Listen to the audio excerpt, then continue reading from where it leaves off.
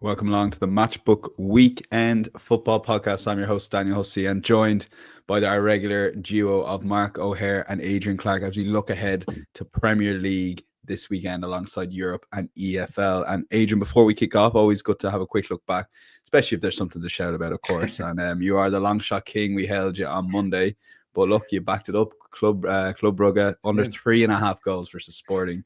They won 2-1, and I think that anti-Sporting angle was very fruitful there. 4.9 shot.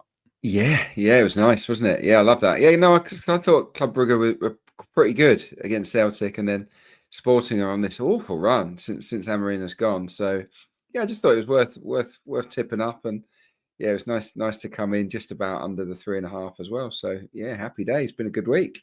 Yeah, been a good week on the long shot so far, so stay tuned later on. You can, of course, go straight to the long shot section if you check the description right now, wherever you're watching or listening. And Mark, this is, look, in horse racing, we're used to, if you put up a 5.5 shot, it might go off at a 4.0, 3.5. You put up a 5.5 five-fold that, as far as both of me and you are concerned, went off maybe 4.0 come kickoff. So what do you put all that money down to? Did you move the market on Monday? Because I guess a lot of listeners who went to back it on Wednesday, like yours truly here, had to maybe adapt and add perhaps a Benfica, which was a losing bet, but you landed the fivefold.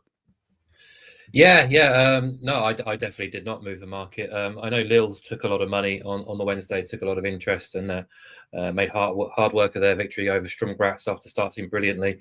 Stuttgart as well had to fall behind before sort of hitting top gear against Young Boys and putting 5 past them. And then Milan, I thought that was going to be the gimme of the fivefold. Coughed up a 1-0 lead and had to score late on to beat Red Star Belgrade. But yeah, pleased to get over the line.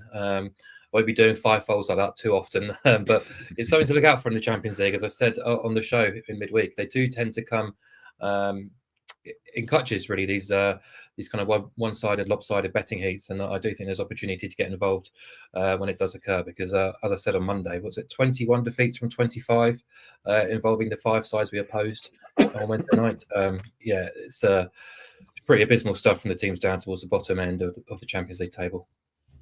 Yeah, I think 7 and 9 favourites won on Wednesday with Juventus beating City, which was only slight underdog, and Benfica were drawn 0-0 was the only shock there. So yeah, well worth maybe keeping an eye on that. Inside.matchbook.com if you want a full recap of all the guys' picks they put up today.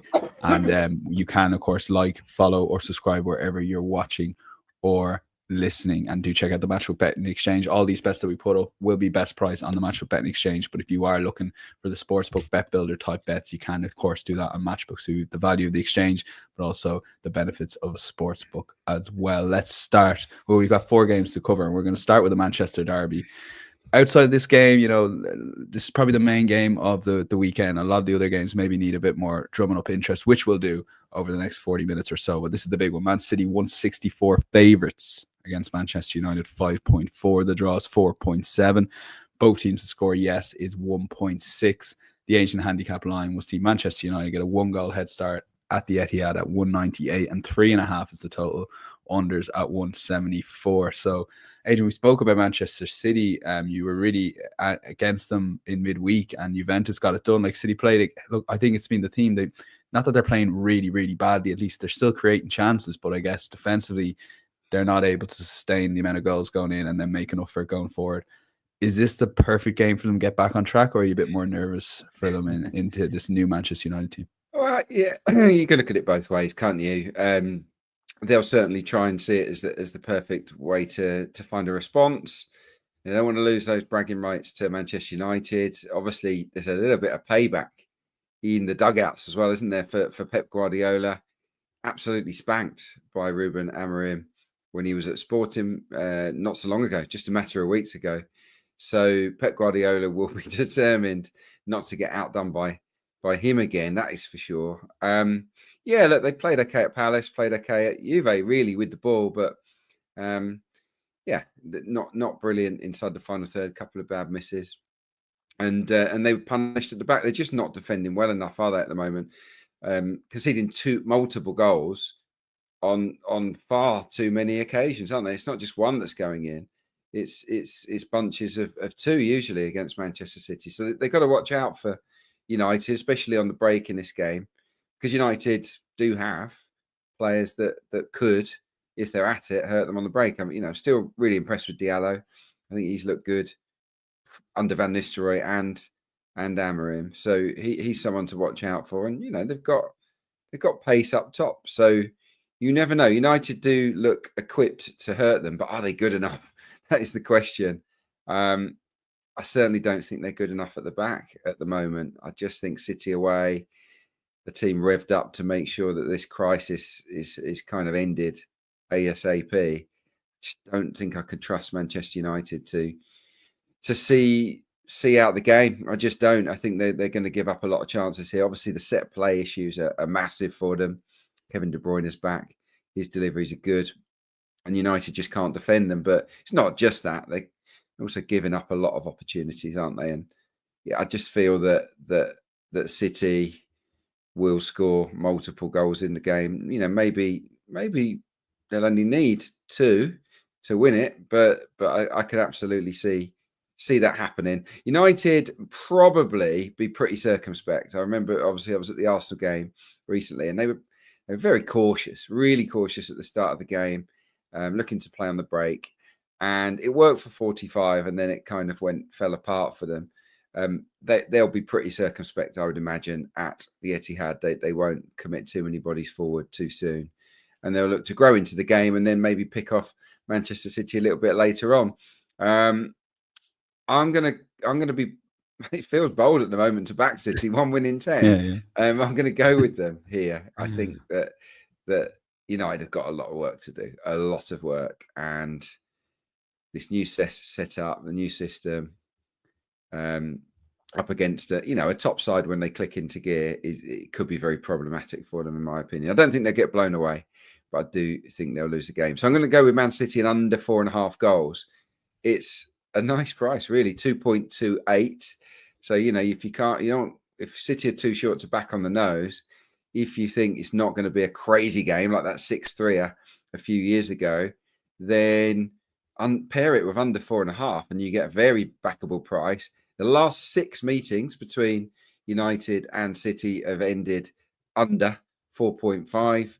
And this season alone, just 2 of Manchester City's 15 league games have gone over 4.5. And for Manchester United, just 1 of 15 league games has gone over 4.5. So there's every chance, based on what we've seen of both teams this season, that the unders will come in.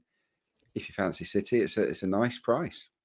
Yeah, it's boosted. 164 to win on the nose with under 4.5 goals, 228. Mark, I think that's a good case. Adrian's outlined the Arsenal template of how Manchester United are going to set up. Do you see Amron doing the same thing? And if so, is it going to be as effective as it was, for example, in that first half? I think they've got more opportunity to put that game plan into good use against Man City than they will against Arsenal, just because of the stylistic differences between City and Arsenal. City will come out and attack this game, and they've shown real vulnerabilities, fragilities, defending transitions and counterattacks, not just this season either. If we go back to last season, there are issues doing that. And if United might be lacking in certain areas, they're not lacking in sort of pace in forward areas. And I think they can cause problems for City in this game. They have scored in 8 of the last 9 trips to the Etihad in the Premier League. We know they do have ability in the final third. And they won't, or they shouldn't, fear this Man City side. A City side who've conceded 2 goals or more in 9 of the last 10 and kept 5 clean sheets in 23 since the opening weekend. So I absolutely do believe that Man United can cause them problems and actually get on the score sheet in this game, actually, too. So I'm not as ballsy as Adrian to back Man City to win the game. Even though they're playing a Man United team sitting down in 13th, which is their lowest ever position after 15 games in the Premier League season. Astonishing, really. But City 1 win in 10, as you guys have spoken about, 7 defeats in that sample. I watched the win against Forest, which on paper looks great, 3-0, but they weren't completely convincing. Yes, they created chances, but yet again they gave up plenty of opportunities as well. And Forest really should have scored in that particular fixture. Injury news and suspension issues: Rico Lewis out, Kovacic possibly back, no Rodri, of course, Ake, Stones, Akanji, all missing or very, very much doubtful. Walker and Gvardiol fallen off a cliff. Defensively, I just don't think they're trustworthy at all. And that's why I'm taking the Man City double chance approach alongside both teams to score, which is now 1.91 drifted a little bit overnight since that Juventus defeat. Going forward, there's not a huge amount wrong with City, bar their finishing off opportunities. I looked at the last 8 Premier League games. Only Chelsea and Bournemouth have created a better non-penalty expected goals average per game, which is close to 2.0, which is hugely impressive.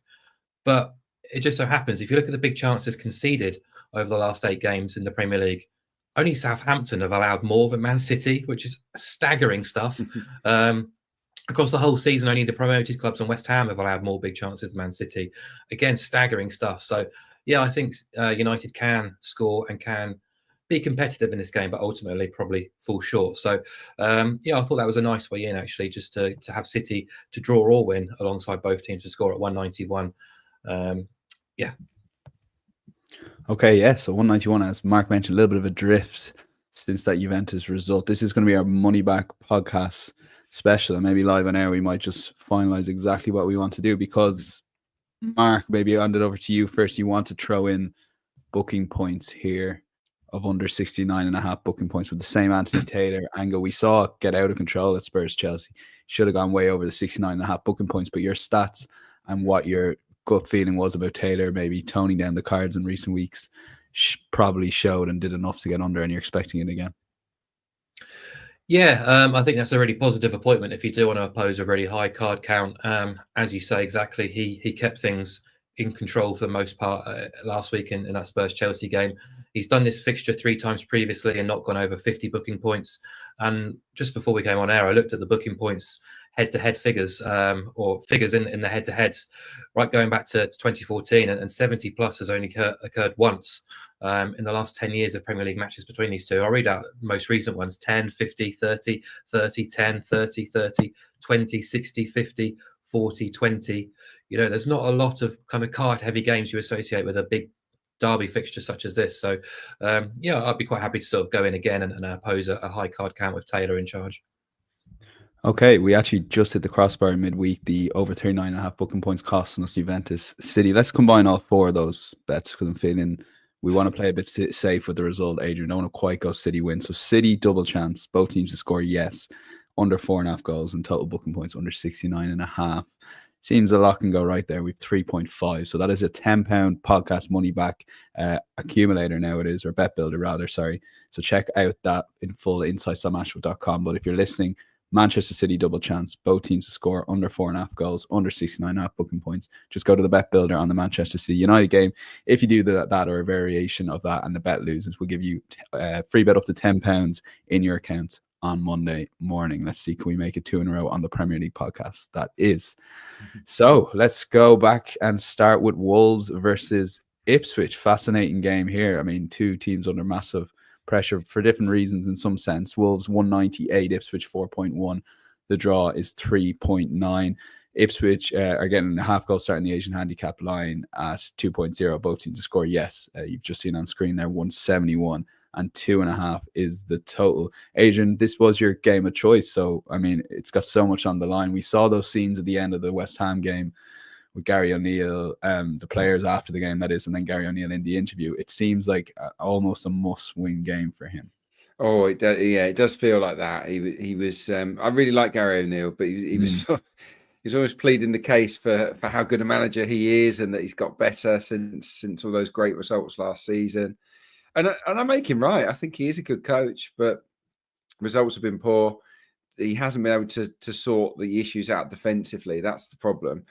I think we can all have sympathy with Gary for the players that were sold and how they weren't really replaced adequately. That's really not his fault, but he's got to find a way to be a little bit more solid. Wolves conceding far too many goals. I mean, just 1 clean sheet so far this season for Wolves. I think that was at home to Southampton. So, yeah, that's an issue. It's a massive game, obviously for both clubs in their quest for survival.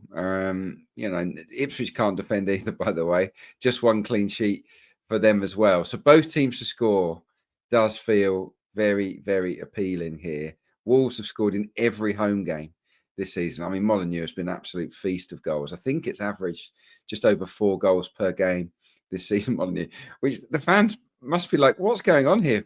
Because under Nuno and then a string of other managers, it was the most boring stadium in the country, wasn't it? Full of sort of dull 1 or 2 goal 1-0. matches. So things are flipped amazingly there. It's much more exciting. Ipswich have scored in 5 of their 7 away games, which I think is pretty good going from their end as well. So I think that they can cause one another problems. Ipswich pretty positive, aren't they? They won't just sit there. They'll try and make a game of it, especially looking to prey on any nerves that O'Neill and his players will have. Because the players know that they're fighting for the gaffer here, really. Because if they let him down, he's gone, and then they're going to have to work with a different head coach moving forward. I was looking at both teams to score and what I compare it with, and then confession time. I did see what Mark had put on the sheet, and I thought, I like that.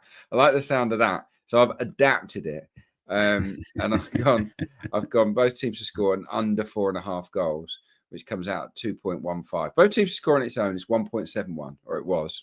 So it's just about backable. Surprisingly, a big price given the stats that I've just read out and how poor both are defending. If you go with under 4.5, it's a slight risk because it's Wolves. 7 of these two teams' 30 combined matches have seen over 4.5 land. So it has happened 7 out of 30 times in their respective matches. But I just think, given the context of this game and how so much is riding on it, a little bit of extra nerves, maybe a little bit of extra caution as well, I wouldn't anticipate this being a crazy game at all. But for the reasons outlined, because they can't defend, I do think both teams will score. So yeah, I'm going to go with both teams under 4.5. It's a shameless steal from Mark, I've got to say. 2.15 is the price. Okay, 2.15, as Adrian said, both teams to score under 4.5 goals. Mark, this game, initially I was thinking could have been set up for your usual both teams scoring over 2.5 goals, but is Adrian's just pointing on how big a game it is for both teams that you could see for long periods, both teams trying to get on top defensively? Yeah, I think he set the game up brilliantly. I can't add a huge amount really to that. I do think there's 2 ways of looking at it. Being a big 6-pointer at the bottom end of the table, it might be tight, might be tense, but ultimately I think bad defenses often breed goals just as much as quality forward lines. And I think both sides should, in theory, be looking at this as a great opportunity to get 3 points on the board and try and move clear of the relegation zone. So in that sense, we should get an interesting, open, entertaining game, especially with those defensive numbers that Adrian read out. So quite happy to go into both teams to score. I did take it to under 5.5 goals because it came in at 1.86, and I thought that was really nice actually, because you get the 1-1, the 2-2, the 2-1, 3-1 either way, as well as the 3-2 or the 4-1. I think that's the amount of correct scores we've got on side here, but can get a bit tricky after a while. 3-2s, you got the 3-2s in there as well, haven't you? Yeah. So the Wolves have conceded twice or more in 12 of 15 this season, but they scored themselves in 13. Sort of reminded me a little bit now of Luton last year, a side who looked fairly together at times, added plenty of punch kind of going forward, but defensively were just a mess most of the time and unable to sort of stem that bleeding. Whereas Ipswich, I'm hoping they can pull themselves off the canvas after last week, because they've been hammered now a couple of times late on in matches where they really should be picking up some points. And, since late October time, they've obviously lost that game against Bournemouth from a winning position, conceded in the injury time to Brentford, to Leicester as well, hugely damaging. Their underlying metrics don't fare very well, but I think when you watch with the eye test, they have been competitive and you can see what they're trying to achieve. Their last 4 losses have all been by a single goal. They've turned over Spurs with an excellent tactical effort, actually, and drawn with United and Villa too. So away from Portman Road, they've picked up 5 points, or 5 of their 9 points away from home, scored in 5 of 7 as well. So, they're no mugs at all. And I think that's the issue, really. I think when you're assessing Gary O'Neill, as much as I want him to succeed, they've got this game against Ipswich and then Leicester next week before Boxing Day. I think that will be him done if he doesn't turn things around in the next 2 fixtures. But he has been dealt a really cruel hand. Jackie Oatley kind of highlighted the comings and goings at Wolves in the last 2 years on her Twitter feed this week, and it's pretty astonishing when you see the amount of talent that has left the club in the last 18 months. But when you compare and contrast what he's got at Wolves compared to someone like Kieran McKenna at Ipswich, and see how he is finding a way to not necessarily be hugely successful in the Premier League, but be competitive in the Premier League. It's chalk and cheese, really. So Kieran McKenna doing wonderful things. I'm sure he'll go on to bigger and better things too in the future. But I fancy his team to get on the score sheet here and possibly pick up a positive result. But sort of rule out the result here myself and just back goals. Both teams scoring under 5.5 goals, comes in at 186. Yeah, I'm always nervous when a manager goes for the board, particularly about players. He's basically implying his squad isn't quite good enough or as strong as he wants it, whether that's true or not. But yeah, I will play it safe and go for both teams to score and under 5.5 goals, which is definitely a first on this podcast. 186, though, quite a decent price if you expect a really good game, but I guess not an all-timer game in terms of goals, for example. Let's go to 5:30 game. It's just a pretty decent tie in terms of which way the betting's going here, because Forest are marginal favourites at home, 276 to Villa, who are 2.8, and the draw is 5-2 or 3.5 on Matchbook. The both teams to score, yes, is favoured at 174.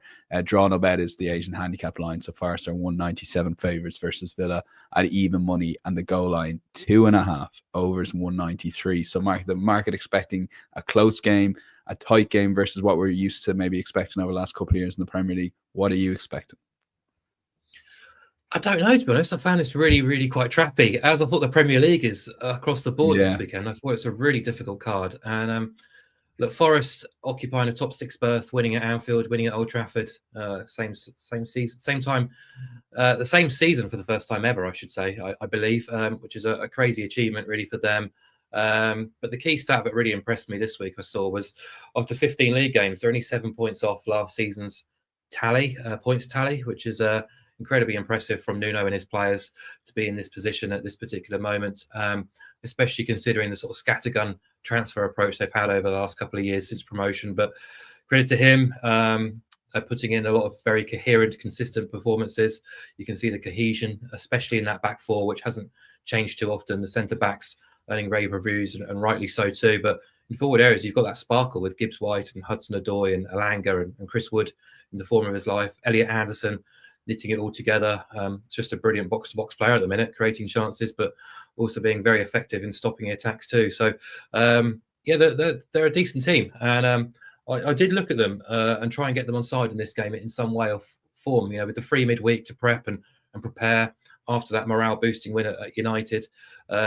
They were, of course, well beaten by Newcastle a few weeks back and suffered 2 difficult defeats at Arsenal and City. But that was a very welcome win. And they're obviously facing a Villa side fresh off European action in midweek, which we've touched on a few times now. The sort of fatigue that can set in. And careful now.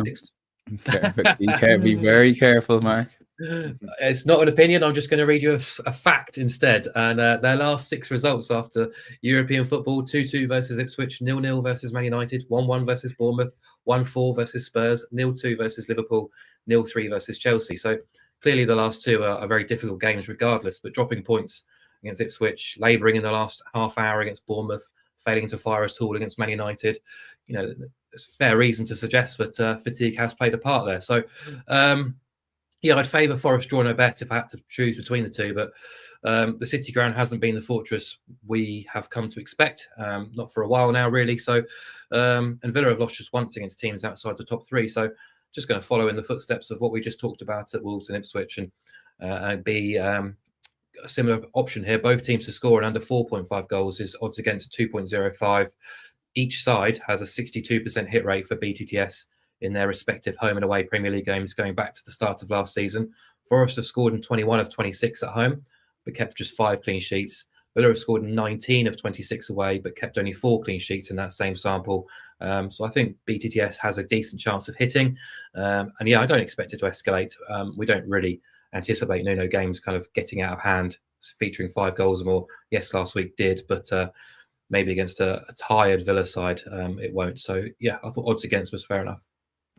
Okay, both teams to score under 4.5 goals for Mark. And we do get comments about the Villa taking on the fatigue. But Mark has outlined just purely facts there and sticking to facts for the foreseeable. But it's so far, it's definitely paid dividends in a betting point of view if you do want to take on Villa post Champions League. But Adrian, you're going to go with Villa, a double chance that is. I mean, Watkins went off for an injury, not sure if he's playing at the weekend, but Duran came on. scored that unbelievable goal. I mean, maybe it's his time to shine. Worst case, if Watkins, for example, is only fit for the bench. Yeah. I did written a piece for the Premier League on Duran and Watkins, and Duran absolutely deserves his chance. I mean, it's phenomenal numbers, the raw data, even in general play. I think he offers a lot, and yeah, Ollie Watkins is probably fortunate that he started 14 of the 15 Premier League games so far. This feels like John Duran's moment to step in. Wow. Okay. And I think it might it would suit maybe Villa at Forest, because Forest won't allow too much space, I don't think, for Watkins to run down the sides. Whereas Duran, up against a lower block, has the ability to score from outside the box. He also loves a little muscular duel with centre halves, and I think he'd relish coming up against those Forest guys. So yeah, that's something to look out for. I really like Forest as well. It's reluctant really on my side to oppose them. They have been beaten, of course, by Newcastle, by Fulham at home. And my issue with them is that they're just not scoring enough goals at home. They've scored 1 goal at the City Ground in 5 of their games. They've blanked in another. And then in just one game this season, they scored 3. So they've struggled to score multiple goals in front of their own fans. And I think that to win this game, they might need to score multiple goals. Mark's just outlined the case for both teams to score to land, and I would adhere to that. So I'm going to pair Aston Villa double chance with under 3.5 goals. 11 of Forest's 15 games have gone under 3.5. For Villa, less so. Only 8 of 15 have gone under. But what I'll say about them is that they've faced the 3rd fewest amount of shots. Aston Villa, they've defended pretty well this season. In terms of the expected goals against, we're talking Forest being 3rd behind Liverpool and Arsenal, and Aston Villa being 4th, just behind Forest. So these two teams don't give loads of chances away. Villa have, going back to Villa, they've only lost to the top 3 and Spurs this season. So, 4 defeats, but 4 big clubs have beaten them. They've also won at Fulham. They've won at West Ham. They've won at Leicester as well. And Forest at home, all of their wins have come against sides 14th and below, up against teams that are higher than 14th. They've struggled at the City Ground this season. So when you sort of all package it together, I'm going to give Villa a chance here. I think they can get at least a draw, and I absolutely wouldn't expect this to be a crazy game. I think it'll be relatively low scoring. So yeah, Villa double chance under 3.5 comes in at 215. Okay, 2 strong cases. I would say different types of bets. I'll lean actually to Adrian there. Just a Villa double chance under 3.5 goals, 215. Marks is both teams score yes, and under 4.5 goals, 205. Again, check out Matchbook Insights for a full recap of all these picks. As we move on to Brighton versus Crystal Palace, always a good fun one. The derby here, what sort of derby it is, that sort of thing. It's always riles it up, and it gets TV billing here, 2:00 on Sky. Brighton 194 favourites to Palace, who are 4.2. The draw is 395. Both teams to score yes, 1.7 currently on Matchbook. Palace getting a double chance, or half a goal head start in the Asian handicap line, effectively double chance, 204, and 2.5 the total here, 177. So Mark, this is a game you want to talk about. I think any Brighton game you want to talk about on this podcast, in fairness, because there's so much going on. I sense from your selection here, not to give it away, you're a bit unsure what really is going to happen here, so maybe playing a longer shot here as a sort of fun play. But yeah, take it away and try and analyze this game. It's interesting. I could probably, if my task was to make a case for Brighton, I could. If it was to make a case for Palace, I definitely could as well. It's that kind of game. Happy to call it a rivalry rather than a derby. I don't think this can be considered a derby. How stretched between these two clubs, but it's definitely a rivalry, and it's definitely the fixture both of these sets of supporters look at first. When the fixtures do come out, Brighton have had the better of it recently. 3 defeats in 15 head-to-heads, unbeaten in 6, winning 2 of the last 3. They're clear and fair favourites, I'd like to think. But at odds-on quotes, I think I can leave them alone, actually. They do have a few players coming back from injury, which will bolster their squad in the coming weeks or so. But they've had issues putting away the lesser teams of the Premier League this season. We saw it again last week at Leicester. They've now drawn all 4 games against teams in the bottom 5, of which Crystal Palace are in, even though they are improving. And an issue I highlighted last week, again coming to the fore, Brighton leading at half-time for the 9th time in 15 Premier League matches this season. No side has led more often in the Premier League this season at half-time. They're top of the first half table. Again, failed to hold on to their lead, dropped points from winning positions, as they did against Southampton and Wolves as well, 2 of the scrappers down there. Whatever the reason is, whether it's concentration or whatever else, just a lack of clean sheets makes them always a little bit vulnerable at odds-on quotes. And it's just 3 clean sheets in 15 under Hutzler. They've conceded twice more in 7 of their last 11 now. And I think that will give a Palace team hope who, they have improved. Results haven't always matched those improvements, but they're slowly getting there. They're looking like the Palace of old. I certainly think a change in personnel in forward areas has helped. Look, they performed pretty well for the most part against Man City, dominated Spurs and Newcastle recently, albeit at Selhurst. But I thought they competed really impressively away at Aston Villa, actually, where they looked really impressive on the break. And now it's just 1 defeat in 7. Adam Wharton's due back as well, so that should only improve them too. This match isn't often won comfortably or convincingly, and I think that's it's often been a bit of a grind. Often quite fails to sort of spark into life.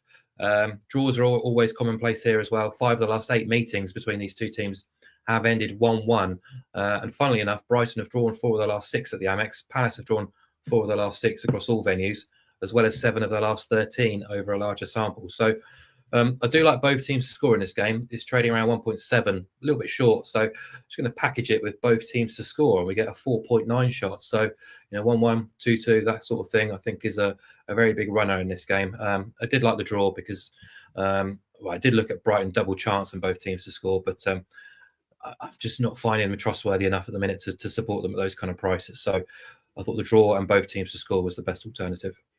Okay, and that is 4.9, a jump from 3.95, as Mark says. And stay tuned for a long shot potentially on that game and in line with that sort of thinking.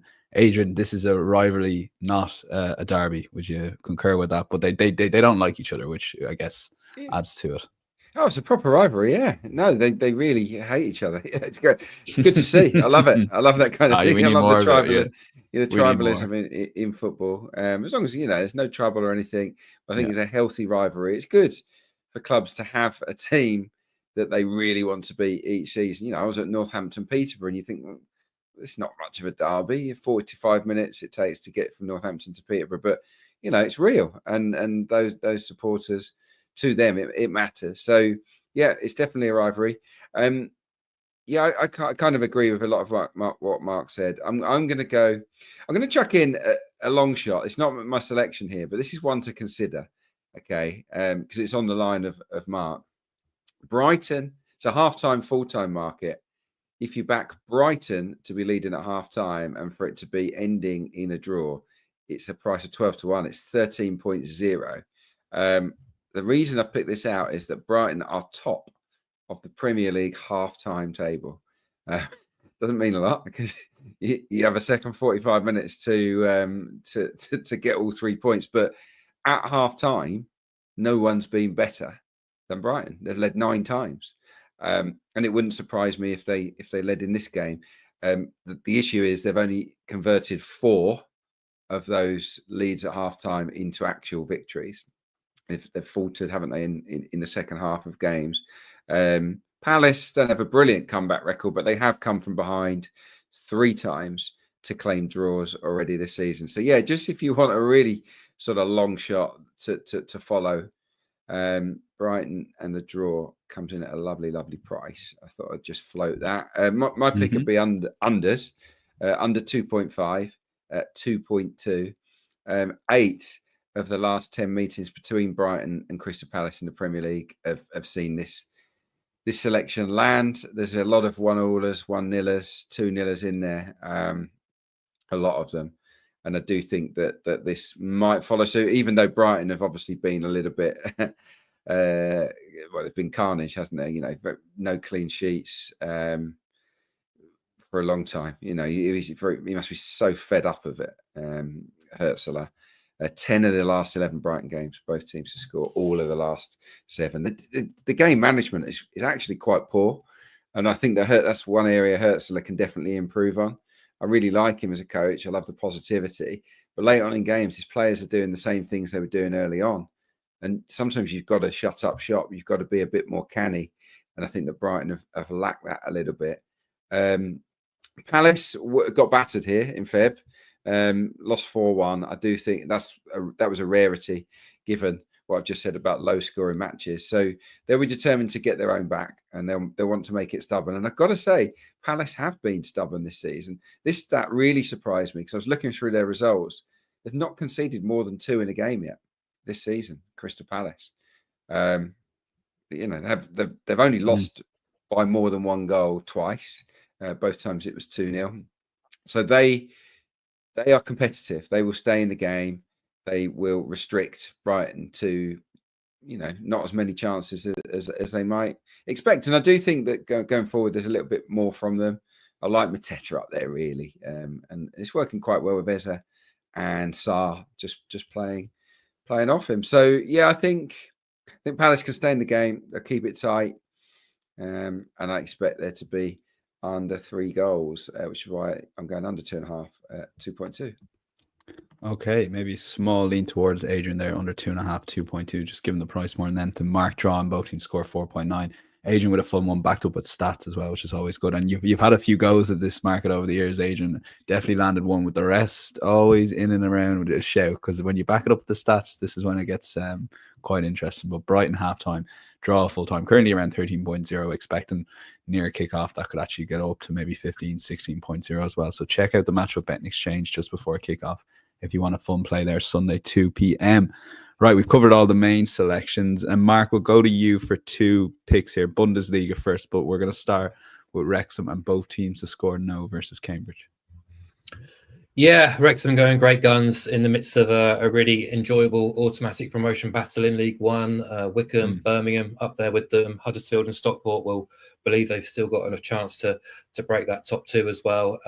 Yeah, Wrexham just building on last season's home form where they won 17 of 23 on the way to promotion, with 9 wins from 10 unbeaten in front of their own supporters this season, conceding just 4 goals. They come into this game against Cambridge with 5 wins from the last 6 games, keeping clean sheets in all of those victories. Just the 1 goal conceded, which was a defeat away at Stockport, which is understandable, really. They're around about 1.6 to beat Cambridge on Saturday, but we can boost that price to 2.5, almost a full unit bigger, by just including both teams to score no. Cambridge have improved since a desperately bad start where I think they had 1 point from their opening 9 games. It's 2 defeats from their last 9 now, but both were pretty heavy losses away, Reading and Peterborough. And they've only taken 2 points from 8 games against the top half, scoring just 4 goals in that 8-game sample. Away from home, they've managed just 5 goals all season. It doesn't fill you with too much confidence going to what is quite a formidable Wrexham team at the Racecourse Ground. 9 of their 12 league wins have included a clean sheet, as well as 6 of 9 at home already this season. And they come into this game having not conceded a league goal in 513 minutes at home, which is well over 8.5 hours worth of football. So happy to back a repeat. I think that's a really nice boost on the price of Wrexham just to win, to include a clean sheet at 2.5. Okay, and that's Wrexham both teams scored no, 2.5 versus Cambridge. Your second selection comes in the Bundesliga. Yes, Bayer Leverkusen edged out into Milan in midweek, 1-0. Wasn't a high-quality performance or a high-quality game, but they got the job done. I think it's 6 wins on the spin now across all comps for Leverkusen, but they haven't sparkled in the same way they have last season, which is kind of understandable, really. It's very difficult to reach those same high standards. I mentioned before the Champions League game that they were a little bit dubious in their victory over St. Pauli last weekend. It's back to the grind again. It's a very quick turnaround for them. The afternoon kickoff on Saturday away at Augsburg. And they haven't been great defensively and domestically this season. Just 1 clean sheet in the Bundesliga for the defending champions. And going away to Augsburg is not an easy game at all. They're a funny sort of side, especially in their sort of home ground in Bavaria. They've provided some real headaches for some of the big teams over the last couple of years. They're quite awkward, all action. They'll get in your face. They will create opportunities.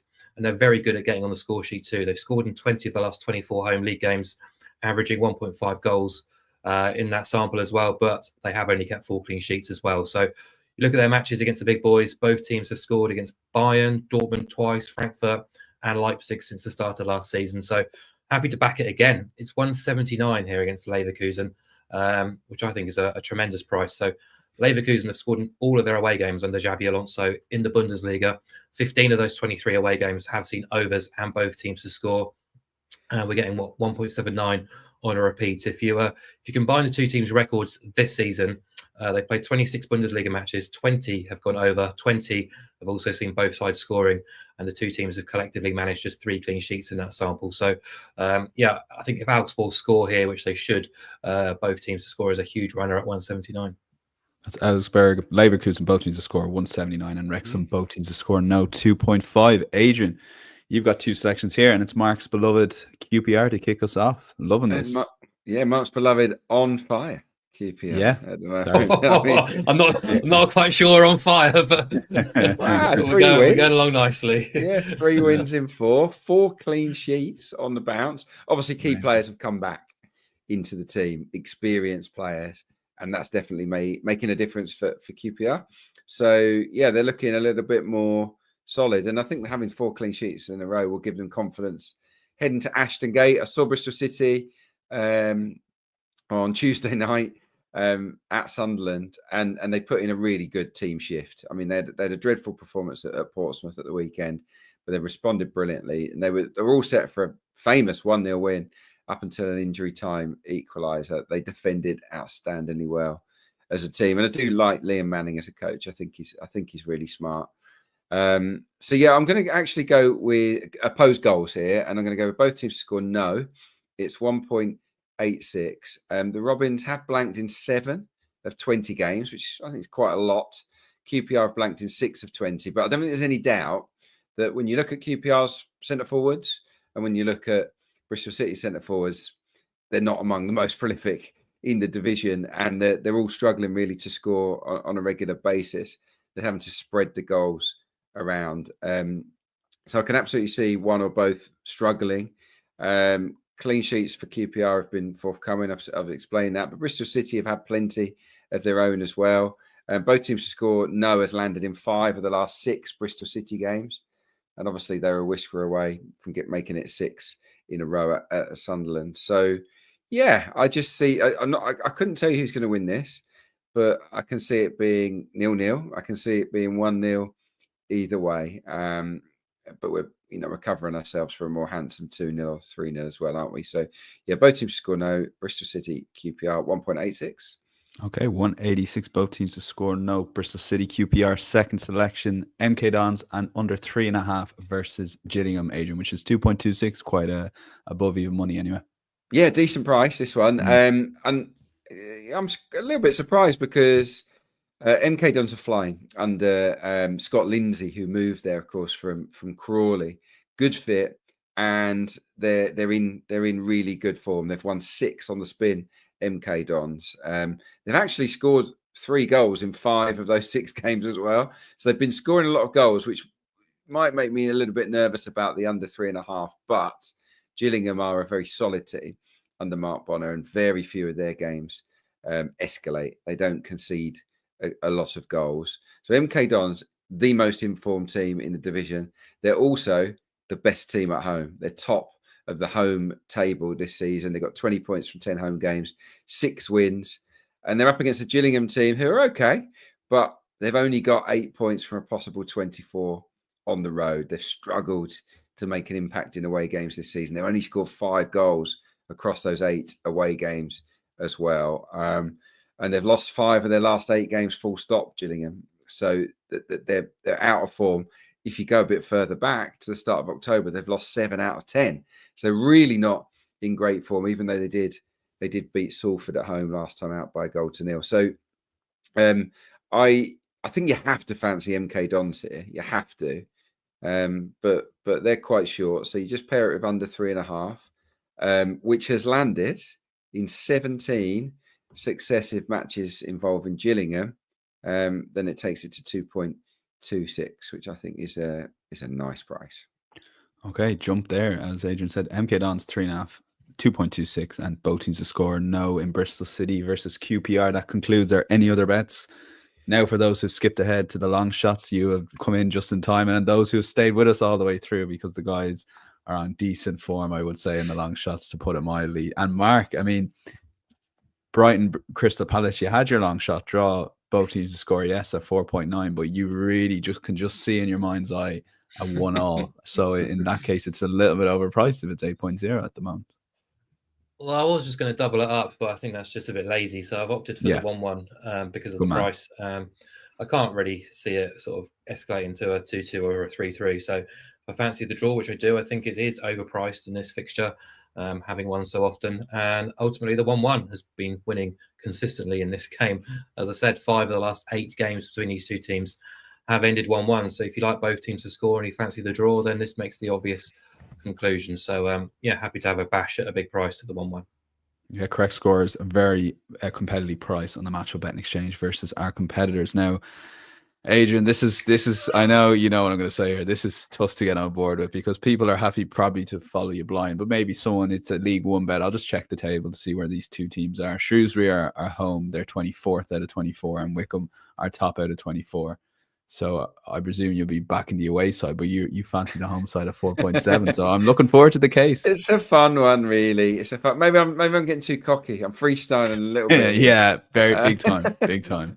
This is purely narrative based, and okay. and I'll tell you why. The story is that this is the Gareth Ainsworth derby. Gareth Ainsworth, formerly of Wickham, of course, an absolute legend at Adams Park, not so much of a legend at Loftus Road, Mark will tell you, but he is still. He'll always be a legend.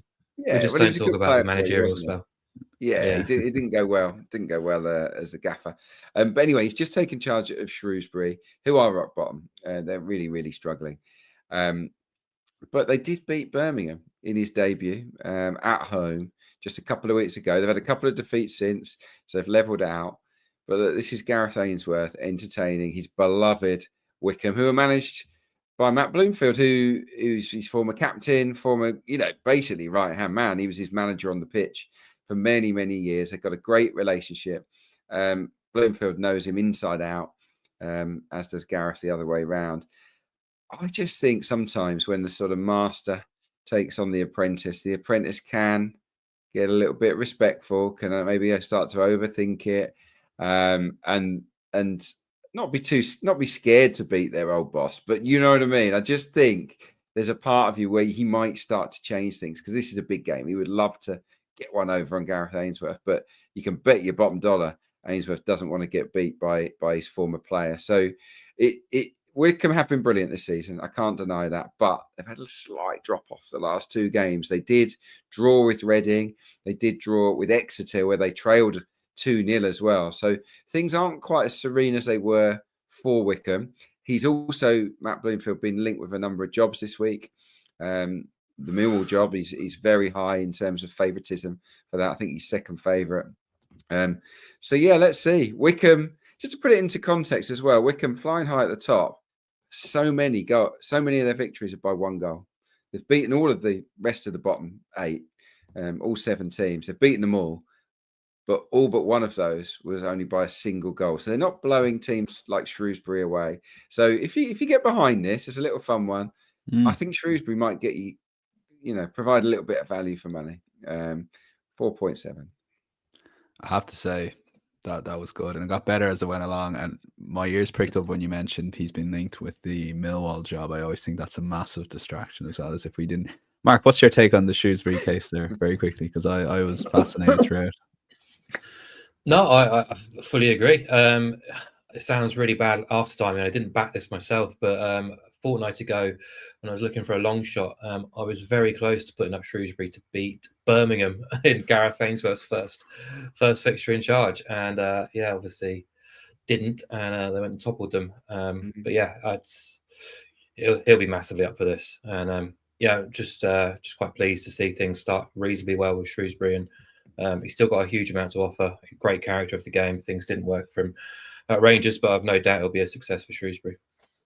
Okay, yeah. So watch that bet. I think the matchbook listeners will go into overdrive if this bet does win now. Shrewsbury, that'll be really, Yeah. yeah. Backed up by data, this one. This is more, Yeah, we've got a glimpse over the last couple of weeks, but I think this would really break it all together. Mark, best bet on the card for you is in the Championship, Sheffield United, and both teams scoring a solid team, Sheffield United this season against Plymouth, 192. Yeah, it's basically the best Championship home team against the worst Championship away team, and that's being kind to Plymouth. I'll start with Sheffield United, formidable at Bramall Lane, 8 wins from 9 unbeaten home fixtures. They kept a clean sheet in 8 of those fixtures, so all 8 wins have come alongside a clean sheet. The only side to avoid defeat or even score at Bramall Lane is obviously QPR. Had to get that in there, but yeah, the Blades winning away at Millwall in midweek, 1-0, great result for them, but back at home, they just give so little away, allowing just 0.56 non-penalty expected goals per game in front of their own supporters. And they're playing a Plymouth team who are just might as well not bother turning up to away games, just has been as bad as their performance levels. 2 points from 10 away, 8 defeats in those 10 games, obviously. The 2 games they drew, 1-1 away at QPR, where they lost the shot count 30-6, and 1-1 at Derby, where they lost the shot count 20-6. They faced at least 17 shots in 8 of those 10 away games. They faced 23 shots or more in 5 of those 10 away games. And if we flip it around the other way, they've generated less than 0.25 expected goals in half of their away games, had a maximum of 7 shots in 7 of those 10. It's just really bleak stuff, and not really surprising to see they've scored 3 goals and conceded 27 in those 10 away games. But I did go a little bit further just because I wanted to see how seriously bad Plymouth are away from home. The shots in the box count, the aggregate across their 10 games away from home reads 36 to 151, and the big chances aggregate reads 3 big chances created in 10 away games, so 3 to 32. So it's impossible to try and find any positivity in Plymouth away from home. Rooney's on the brink. Going away to Sheffield United is arguably the hardest task in Championship football at the minute. So Sheffield United to win and both teams to score no. I've just been on Matchbook Exchange recently. It's close to evens. It's 1.98 now. I just think that's a huge price. I'll just quickly read Argyle's away non-penalty XG away from home so far this season. 0.23, 0.14, 0.78, 0.56, 0.47, 0.63, 0.14, 0.62, 0.14. It's just abysmal stuff. And yeah, Blaze should beat them and beat them quite comfortably. Okay, close to even money, 198. Adrian nodding with each expected goal as he tries to remember which game that was with Plymouth. And when the North came, he went, the North was Leeds away. Yeah, that's the big nod, yeah. Adrian, I get to go to the Emirates on Saturday to see Arsenal versus Everton, so I'm delighted you've put this in as best bet for me to have something to cheer on as well as the Arsenal. Yeah, hopefully we'll get to say hello probably before the game. So yeah, look forward to that. Yeah, I fancy you got to fancy Arsenal at home to Everton. Same bet as Mark. Arsenal to win with a clean sheet. So Arsenal and BTTS no. Comes in at 1.89, which is a lovely jump when you consider Arsenal 1.26 shots to win the game. All you got to do is hope it's a 1-0, a 2-0, a 3-0, a 4-0, a 5-0, or a 6-0. Arsenal have won 5 of their last 7 home games in all competitions to 0. So they've actually been, last year, they kept winning with both teams to score at home and winning with clean sheets away. And that's kind of flipped around this time around, hasn't it? And Arsenal are not giving up a lot at Emirates Stadium. They've won 9 of the 11 games at home all season, only dropped points in the games against Brighton, where they were down to 10 men for a long time, and against Liverpool, who fought back to claim that point. So Arsenal pretty imperious on home turf.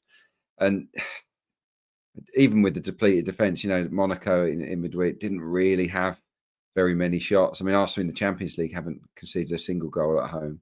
So yeah, I struggle to see how Everton are going to hurt Arsenal in the game. In their 7 away games, they've only scored 5 goals. Everton have lost 4 of those 7 matches, and they haven't even played a top 5 side yet. Everton, home or away.